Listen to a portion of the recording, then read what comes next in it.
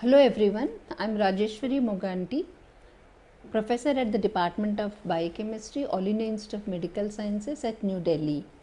The module we are going to do today is on the quantum numbers and also different rules that follow how the electrons are filled and introduce you to the periodic table. Now, this is in the paper 1 on fundamentals of biophysics and module number is 27. See, before going into this thing, I just would like to tell you that this is actually an introduction to quantum biophysics. Before assigning an electrons of an atom into orbitals, you must become familiar with the concepts of the electron configuration. Although you must have studied, again I would like to re-emphasize that it is important to refresh your fundamentals, and that is why the whole paper is on fundamentals of biophysics, to make you to bring it to the basics, so that in future when you do other papers where it will be dealt in a much more detailed fashion.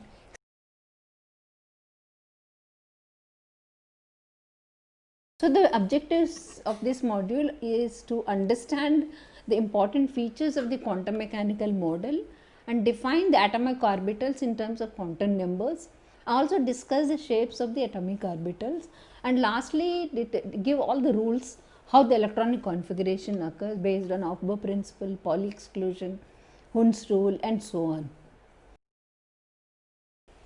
So, this is something just would like to give a historical perspective of the quantum mechanics, which is undoubtedly, according to me, is one of the most significant and scientific achievements of the 20th century. Before assigning the electrons of an atom to the orbitals, and one must become very familiar with the basic concepts of the electronic configuration. If you look at the milestones that are in terms of the quantum mechanics, the first one is opposed near 19th century. The concepts are introduced. Then you have black body radiation. Then photoelectric effect was introduced, discovered. Then quantum theory of spectra, scattering of photons, Pauli exclusion principle, and then of course de Broglie equation, which postulates the nature of the electrons. Then base fundamental, most famous Schrodinger equation, Heisenberg uncertainty principle. These all followed later in 20th century, and these things actually have revolutionized the understanding of the structure of the atom or the behavior of the molecules. So, I think one should appreciate and understand the evolutionary, not evolutionary, but historically what are the discoveries that are made, and of course, the scientists that have given us these theories and made us understand in a simple manner. Now, the concepts of the quantum mechanics is that classical mechanics, there are two different things. One is a classical mechanics and the quantum mechanics. The classical mechanics is based on the Newton's laws. In the previous module, on the 26th module, I explained to you the Newton's laws and how how he could explain the hydrogen atom, but it could not explain the later molecule, that is higher order structures, which he could not able to explain. So, therefore, the classical mechanics is based on the Newton's laws of motion, successfully describes the all macromolecules which like falling in anything in these areas, but then it fails when applied to a microscopic object such as electrons, atoms, and so on and so forth. Therefore, the branch of science that takes it into account of the dual behavior of the matter is called the quantum mechanics, and this is independently 1926 by two scientists, that is Heisenberg as well as Schrodinger, have postulated in their own terms. So, towards the quantum mechanics model of the atom, if you see, in view of the Schrodinger, both have actually come almost simultaneously, this developed this quantum mechanics. In view of this, in view of these shortcomings of the Bohr's model, the attempts have been made developing a nature of the suitable method that can explain the atomic structure, not necessarily only hydrogen atom.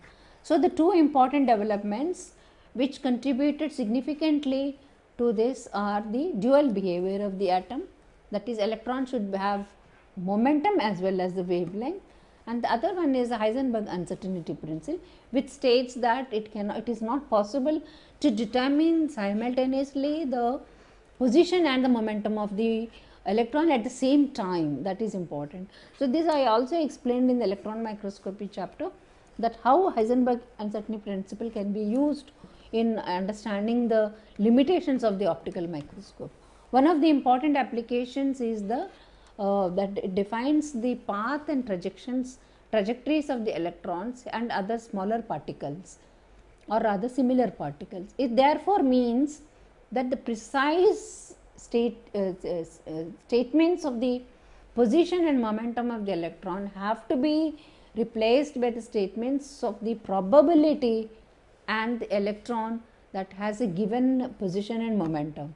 Therefore, it is only probability, but you cannot say with certainty, and this is what happens in the quantum mechanics model of this atom that is being explained. Why actually the Bohr's model has failed? That is, in Bohr's model, electron is regarded as a charged particle moving in a well defined circular orbits, but we have character that the wave character of the electron is not considered in Bohr model. That is one drawback in the Bohr model, and further the orbit is clearly defined, the path, and the path can completely be defined only if both the position and velocity of the electron are known exactly in the same position, which is not possible, because according to the Heisenberg uncertainty principle, it is not possible to determine both at the same time. So, thus an insight into this structure of the atom was needed, which could account for the wave particle and then the theory and duality of the nature, that is both particle and wave nature of the atom. And therefore, the Heisenberg uncertainty principle has come. This came with the advent of only with the quantum mechanics. Therefore, these are all the equations which you can go through. The quantum mechanics, the Schrodinger's equation, and we have shown that it has been shown that the wave behavior can be described with the wave function psi, and I have shown you the electron density can be only shown as a probability, but not with certainty.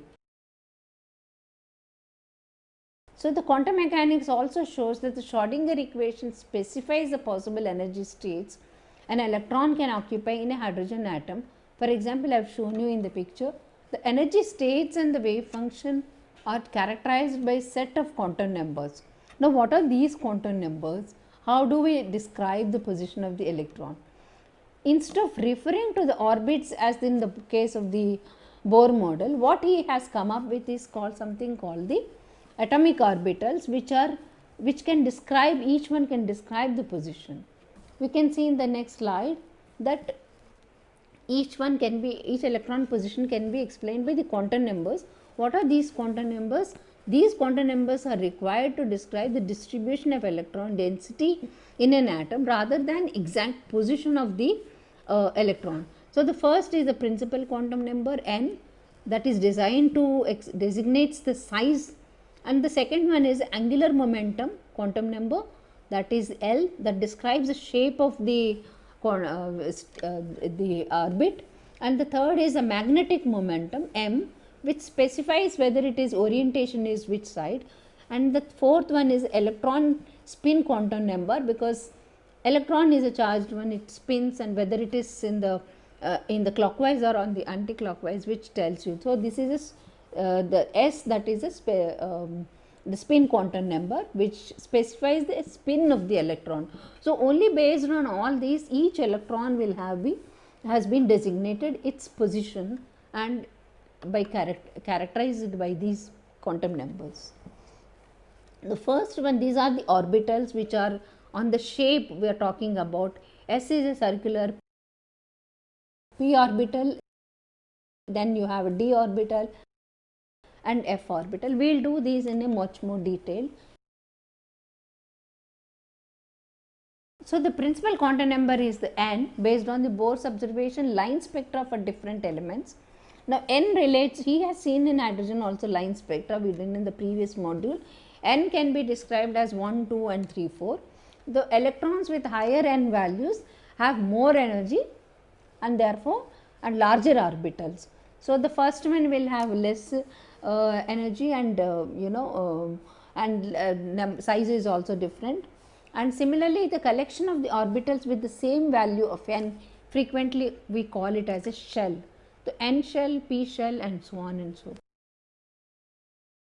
So this is the first one. The second one is the quantum number is the angular momentum quantum number.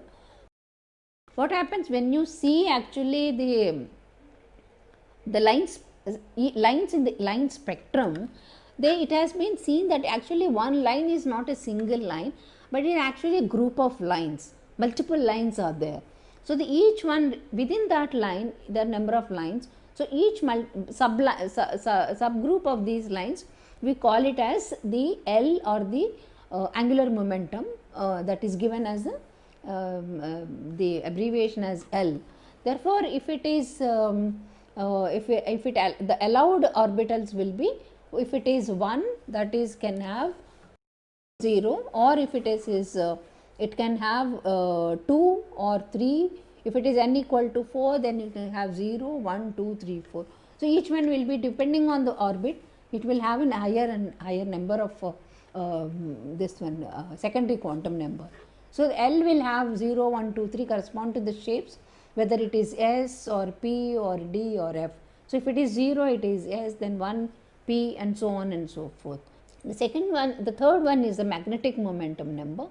So again the lines which we talked about earlier is a group of lines, but here what happens is that based on the observations, of course Zeeman has shown that single line on line spectra into a new lines when it is put it when it is introduced into or a magnetic field is applied.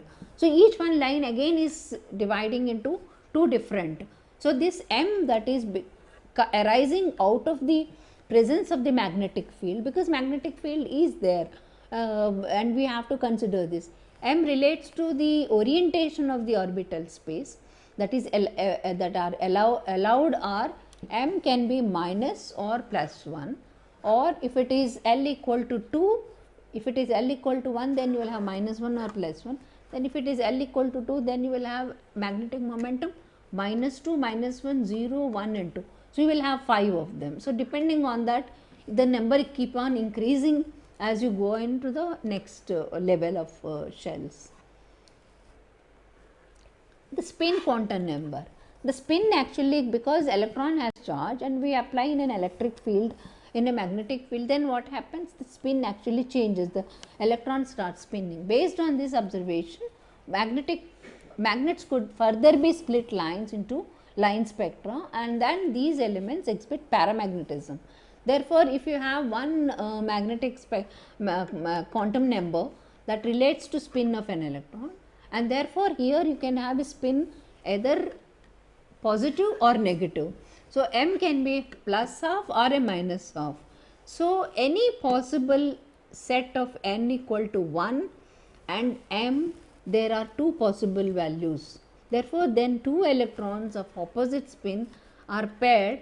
There is a magnetism observed, and an unpaired electron is actually becomes weak in magnetic field. Therefore, and now you have done all this thing L as well as the principal quantum N, L, M as well as S, that is a spin quantum number. So these all explain or required to assign a single electron. So for example, you see 2px, that means that n is 2, this is a nomenclature, p is the angular momentum, that is L equal to 1, then x is the related to the magnetic quantum number. So these are required to describe any electron, a single electron. So basically you are assigning each electron in an atomic orbital by giving all these quantum numbers. Now these are the atomic orbitals of the p shell. and this is shows that if you put it in x, it has a orientation. Therefore, if you take in a p orbital, it can go into x, px or py or pz. There will be 3 rotations. Therefore, m can be -1 or 0 or +1. So, for one p orbital, there will be 3 possible orientations that are possible: px, py and pz as shown here. So, this is the d orbital. Now, higher the orbitals, the shape increases and differs. This is a dumbbell shape. Then you have L equal to 2. So, the number will also change. Therefore, m equal to -2 you see there. Then -1 says left one, the central one 0, then +1 and +2. So, these magnetic momentum quantum number also keep changing. It can go on and like this, f and so on. But these are the energy levels of the orbitals. You see the s is the lowest one, 1 is, then you have 2s, then 2p, 2py, 2pz. Then you go to the third shell, then you have 3s, 3px, 3py, 3z and so on and so forth. So, that is how the electron shells are filled. So, if you take this example, I am shown you again one more example, that 1s1, that is 1 is the ground state of the electron configuration, principal quantum number is 1, then your angular momentum is also 1, number of electrons in the orbital is also 1. It's a very simple, life is very simple. There is only one electron. But what happens when you add another electron? The use of the electron I have shown you is upward direction. That is, if there is one electron. If the second electron comes, then you see the spin as the negative. So, -half is shown arrow below and +half is shown as above.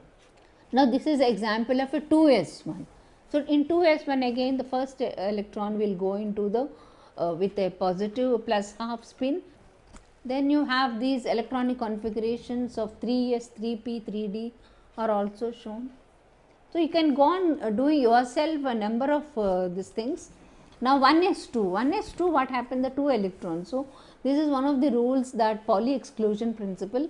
If you have 2 electrons, where will it go? It will not go from 1s1 to 2s1 because of the energy distribution. That is exactly the Pauli exclusion principle says. According to Pauli exclusion principle, no 2 electrons in an atom can have the same all 4 quantum numbers. This is very important. That means either one quantum number will be different, be it s stage or any stage, but all the 4 quantum numbers will not be same for any 2 electrons. That means each electron has its own identity. Now, here if you see 1s2, the second electron will not go to 2s1, but you see the lower one I have shown you, the second electron goes into this, so that this shell is completely filled. So, the other rule is the Aufbau principle. Now, here what does it say? Electrons added to the lowest energy state first, then only it will go into higher energy state. So, the lowest energy state has to be completely filled. For example, 1s2 I have shown, then 2s1. So, the 2s1 in the second shell, if the electron has to go, it will go to first s shell, then it will go p. If there is more, there are more, then it will go into p orbitals. Otherwise, it will fill first the 2s1, and then you can see then second electron is going to 2s, not to 2p. Okay, there are some exceptions we will see at the end, but by and large all of them will follow these rules in filling the electrons in an atom. Then you have 2p1. 2p1 you will see 1s2, 2s2, then it go to 2p1, then it will go to 2py, then you see 2p3. But if you have 2p4, then what will happen? It will come back to the 2px, 2p1, that is a 2px, it will fill that, and then 2p5, then its second one will be filled 2p, then the third one will be filled in 2p6. Now, this is how it looks like. If you look at this electronic configuration, general rules is that electrons will reside in the available orbitals of the lowest possible energy. One will be filled, first all of them. Then comes each orbital can automatically accommodate a maximum of 2 electrons. The third one is electrons will not pair in degenerate orbitals if one of them is an empty is available. Okay, and also orbitals will fill in the order indicated in the figure, that 1, then 2, and so on and so forth. It won't jump from one shell to another. So, therefore, if you take for example argon, which is a noble gas, the electronic configuration of all electrons except hydrogen atom and helium can be represented using a noble gas status. So, the electron configuration, for example, Z equal to 19, you can show it as 1s2, 2s2, 2p3, 3s2 and 3p4 and 4s1. Now, this is the way that it is filled, because the electron configuration of the argon is simply can be simplified from the potassium, that is the similar to that of the argon. Now, this is the latest periodic table, the 2016, that has been taken from the IUPAC, that is International Union for Pure and Applied Chemistry. It has every time the new element has been identified, it will be added to the table, and 118 is the total number so far been identified. Now, let us look into the periodic table, what are the way it is organized and why it has been given this shape. How do you identify the characteristic of similar elements in the periodic table? So, this tells you that elements in group 3b to group 1b, they are actually called as a transition metals. You see the red box there, that all the transition metals have a typical characteristics, and a lot of metal ions in this transitional group are very active and participate in you see them in a number of enzymes and proteins as a active inorganic metal ions in the molecule of proteins or enzymes. So, they all have similar properties, and therefore, we call it as a transition metals.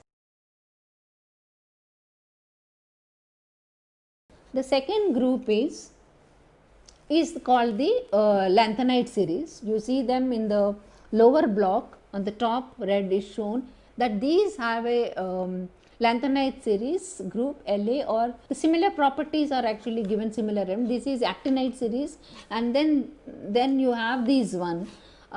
Here what I would like to show you is the same periodic table, but distributed in terms of the how the electrons are filled. Now, you see the blue one, they are all represented S block elements.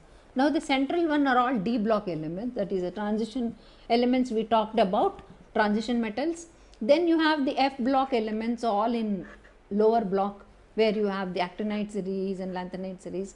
Now, the right side is all the representative of the P block elements. So, you see that why the table is made and what is its significance in terms of their behavior and in their properties and their the kind of reactions they can take part, similarity in their behavior.